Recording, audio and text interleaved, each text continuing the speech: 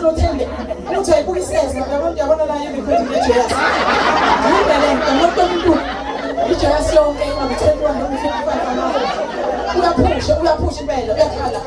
yini lo muntu ekhaya uyanga sengawukhathala mina lento ngaze ngishadayo akade ngibona ukuthi ngidalelwa umshado ngeke intombi ayishayele ekhaya ngibese ngumuntu vele ngafuna ngalutho mina ayikho ngifuna uso kodwa isimo sofana manje yongena usithulise ukuthi shada sukela namhlanje uma kuyili mangabuya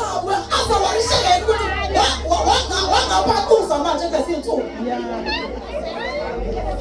ngokusothwa uyaziwa kimi wena ukuthi uyakhala manje isimo sathi uhayiza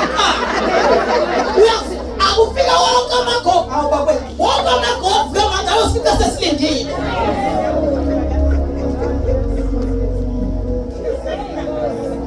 konke kuyasebenzelana kube ngokuhle ngiyathandaza kulabo abamthandayo uNkulunkulu umuntu osifazana ongamthandi umuntu osifazana ongamazi ongamsabi uNkulunkulu thina siyasaba ezinye izinto sisaba into eziningi kakhulu kodwa basaba ingozi la makwancikwa yitrack nje usuke sethi waJehova biza kodwa ngesonto kade ngayanga kwaJehova kodwa wambiza la ingozi okusho ukuthi alimsaba uNkulunkulu azaletha izimo ukube yena esaba uNkulunkulu yedwa kufanele asatshwe uma ufunda ngisho iBhayibheli lotshela ukuthi ngisho ukuduma kwezulu itanda sound wayenzela uba usatshwa yena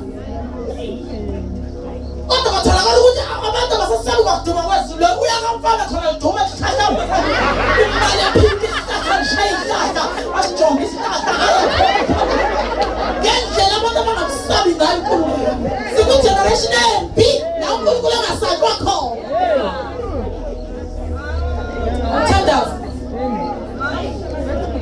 konke kuyasebenzelana ngibona nhleke kube ngoku kulabo abathanda inkosi uNkulunkulu akalethi izinto umuntu azi kahle ukuthi uzomphika kusasa ekuseni amthuke akithi kunezinto esikhuluma la emlomeni sithola ukuthi siyazikhuluma ngoba sidiniwe kanti ziyinhlamba uNkulunkulu ukuthi wena unakile ingakho udinga uhlobo olukholwayo njalo nje empilweni yakho uncike kulabo abakholwa ngoba khona ikhathi zokusangana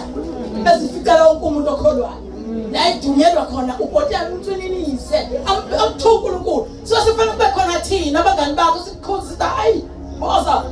qha lo nhlamba siyamthuka manje